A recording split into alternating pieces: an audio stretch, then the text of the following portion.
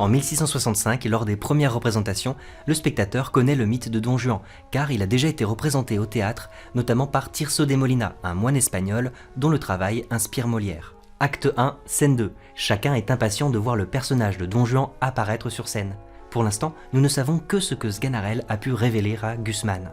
Tu vois en Don Juan, mon maître, le plus grand scélérat que la terre ait jamais porté, un enragé, un chien, un diable, un turc, un hérétique qui ne croit ni ciel, ni enfer, ni loup-garou. Maintenant, Molière va laisser la parole à Don Juan, qui va faire l'éloge de l'inconstance. Pour Molière, tout l'art de ce passage consiste à faire le portrait d'un personnage à la fois redoutable, convaincant et dangereux pour la société, égoïste et sans limite. La réaction de Sganarelle est révélatrice. Ma foi, j'ai à dire, je ne sais pas, car vous tournez les choses d'une manière qu'il semble que vous avez raison, et cependant il est vrai que vous ne l'avez pas. Comment cet éloge de l'inconstance permet à Molière de montrer à la fois l'art oratoire de Don Juan et la démesure du personnage, qui met en péril les relations humaines et la vie en société. Voici mes quelques axes de lecture.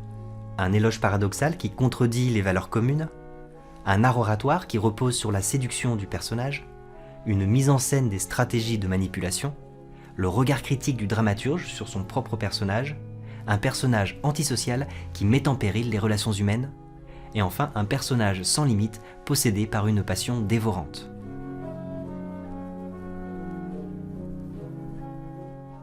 Quoi ? Tu veux qu'on se lie à demeurer au premier objet qui nous prend, qu'on renonce au monde pour lui et qu'on n'ait plus Dieu pour personne ?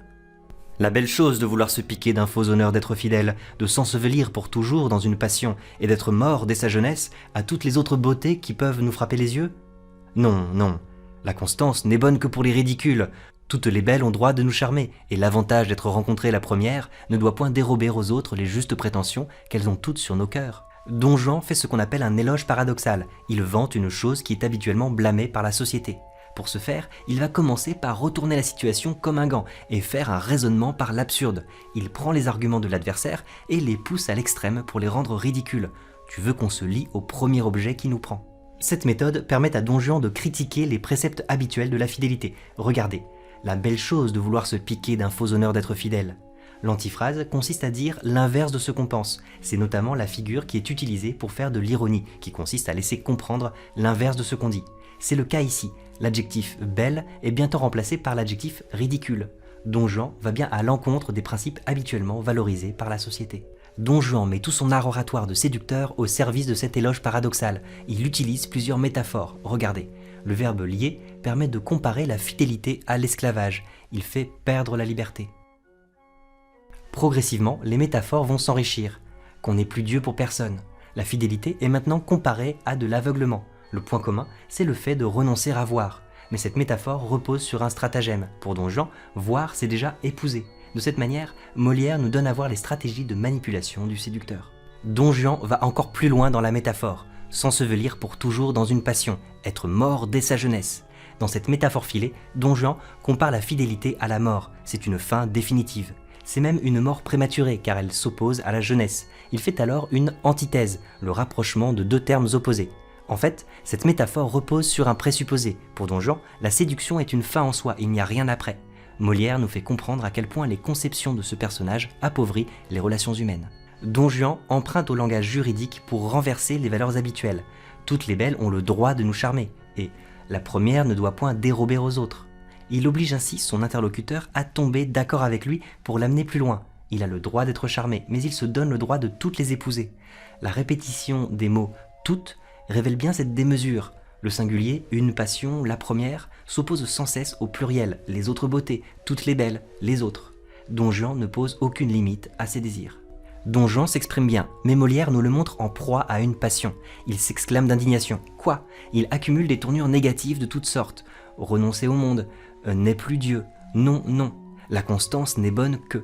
Les métaphores sont à la limite de l'hyperbole. Pour toujours, ce sont en même temps des figures d'exagération. Molière regarde son propre personnage avec un regard critique. Pour moi, la beauté me ravit partout où je la trouve, et je cède facilement à cette douce violence dont elle nous entraîne. J'ai beau être engagé, l'amour que j'ai pour une belle n'engage point mon âme à faire injustice aux autres. Je conserve des yeux pour voir le mérite de toutes, et rends à chacune les hommages et les tributs où la nature nous oblige. Quoi qu'il en soit, je ne puis refuser mon cœur à tout ce que je vois d'aimable, et dès qu'un beau visage me le demande, si j'en avais 10 000, je les donnerais tous. Tout le paradoxe est contenu dans l'oxymore douce violence. Un oxymore, c'est le rapprochement de deux termes qui s'opposent habituellement. Don Juan va renverser les valeurs. Si la violence est douce, alors le séducteur n'est plus celui qui prend, mais celui qui donne. Don Juan utilise le champ lexical du don. Il cède, il conserve, il rend hommage, il rend des tributs, il ne peut refuser, il donne. L'éloge paradoxal passe par un renversement des valeurs habituelles. Don Juan adopte un ton sentimental en passant à la première personne du singulier. Pour moi. La première phrase est particulièrement longue, c'est ce qu'on appelle une période, une phrase conçue pour avoir une certaine ampleur. La ponctuation favorise un rythme lent, les assonances en « ou » créent une musicalité qui vient renforcer le mot « amour ». Musicalité, sentiment personnel, ce sont bien là toutes les marques du registre lyrique, que le séducteur met à profit pour mieux toucher son auditoire. La plupart du temps, Don Juan n'est pas le sujet, mais l'objet des verbes. Il est ravi par la beauté, il est entraîné par la douce violence, son cœur est demandé par un beau visage. À chaque fois, il est passif et donc il n'est pas responsable. D'ailleurs, Don Juan plaide avec des termes judiciaires, faire injustice, être obligé, payer un tribut. Il se présente ainsi comme victime de ses propres conquêtes. De cette manière, Molière met en lumière les différentes stratégies de manipulation du séducteur.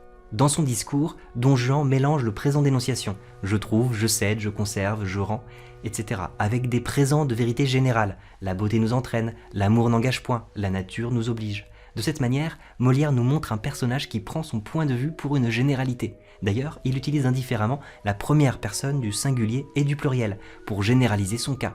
Ainsi, Don Juan est amené à se contredire, il est engagé et pourtant son âme n'est pas engagée. Ces indicateurs d'une pensée subjective trahissent le regard critique du dramaturge sur son personnage. Qu'est-ce que Molière reproche à Don Juan exactement ? Don Juan reste à un niveau superficiel de la beauté, il est fasciné par le monde des apparences. Dans son langage, une femme devient une belle, et bientôt il confond la beauté avec le mérite et l'amabilité, qui sont des notions pourtant très différentes. Le regard avec les yeux et le verbe voir est le seul lien qui le relie aux autres. D'ailleurs, les femmes sont représentées uniquement par leur visage, c'est ce qu'on appelle une synecdoque, la partie qui désigne le tout. Le comportement superficiel de Don Juan met en péril les véritables relations humaines faites d'échanges et de communication. Le verbe pouvoir à la forme négative trahit l'impuissance de Don Juan, qui est écrasé par des forces plus grandes que lui, la beauté, la nature. C'est la définition du héros tragique, personnage soumis à des forces qui le dépassent. Comme le héros tragique, Don Juan est dans l'hubris, le péché de démesure. Si j'en avais 10 000, je les donnerais tous. Don Juan est un personnage sans limite, dévoré par ses passions. Cela nous annonce déjà sa fin tragique. Les inclinations naissantes, après tout, ont des charmes inexplicables, et tout le plaisir de l'amour est dans le changement. On goûte une douceur extrême à réduire par cent hommages le cœur d'une jeune beauté, à voir de jour en jour les petits progrès qu'on y fait, à combattre par des transports, par des larmes et des soupirs, l'innocente pudeur d'une âme qui a peine à rendre les armes, à forcer pied à pied toutes les petites résistances qu'elle nous oppose, à vaincre les scrupules dont elle se fait un honneur et la mener doucement où nous avons envie de la faire venir. Don Juan fait un éloge paradoxal, et le paradoxe est visible dans les oppositions qui émaillent son discours. Réduire par cent hommages, le verbe réduire indique une domination, tandis que le nom hommage indique une soumission. C'est encore une antithèse qui rend visible la manière dont Don Juan retourne les valeurs communes. De même, les charmes des inclinations naissantes sont inexplicables, et pourtant il va essayer de nous les expliquer longuement. C'est ce qu'on appelle une prétérition, dire une chose en affirmant qu'on ne va pas le dire. Cette figure permet justement à Don Juan de faire passer son éloge paradoxal, malgré son caractère subversif. Don Juan utilise des métaphores sophistiquées. Les inclinations nous laissent voir des relations humaines qui ressemblent aux lois de l'attraction. Cela dédouane Don Juan de ses responsabilités. De même, le mot charme provient du latin carmen, qui signifie le chant, la formule, l'incantation magique. L'art oratoire du personnage se construit justement autour de l'idée d'un chant magique et irrésistible. Dans le scénario construit par Don Juan, tout se passe comme s'il était charmé par le chant des sirènes. Il se met à la place d'Ulysse, le grand voyageur, dont le retour est sans cesse repoussé, et qui est obligé de s'attacher au mât de son navire pour résister au chant des sirènes. Le langage de Don Juan est un piège. Regardez, les charmes sont d'abord imprécis avec l'article indéfini et l'adjectif inexplicable, mais ils vont tout de suite être repris par quelque chose d'exclusif et de totalisant, tout le plaisir de l'amour. C'est un glissement de sens qui transforme un plaisir malgré d'autres en plaisir unique et absolu. Le langage est un piège. D'ailleurs, Don Juan ne s'adresse pas à des personnes expérimentées, les femmes qu'il choisit sont jeunes et innocentes. Avec ces précisions, Molière nous montre bien un personnage manipulateur. Molière laisse ainsi percer son regard d'auteur sur son personnage, en choisissant les mots qu'il met dans ses répliques. On goûte une douceur, Les femmes sont comme des friandises et le sens du goût est associé au plaisir de la séduction. Don Juan ressemble alors à l'ogre des contes.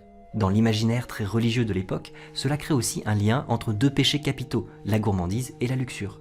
De cette manière, Molière laisse transparaître la fin probable de son personnage, foudroyé pour ses péchés. Regardez cet aphorisme au présent de vérité générale. Tout le plaisir de l'amour est dans le changement. La structure attributive et le présent de vérité générale assimilent complètement le plaisir au changement. À côté de cela, ce qui pourrait limiter ses désirs, les scrupules et l'honneur, ne sont pour lui que des illusions qui sont créées de toutes pièces avec le verbe pronominal, les scrupules qu'elle se fait. Molière nous donne à voir un personnage séducteur, convaincant mais dangereux car il n'a pas de limite. Jusqu'où Don Juan est-il prêt à aller? Où nous avons envie? Que signifie cette périphrase? Ce n'est pas tant le fait d'épouser ou de coucher avec une femme que de l'asservir complètement à son influence. Quand on regarde les verbes qu'il utilise, les relations humaines deviennent comme un champ de bataille. Réduire, combattre, rendre les armes, forcer pied à pied, vaincre. Le mot « l'arme » crée une rime interne avec « arme ».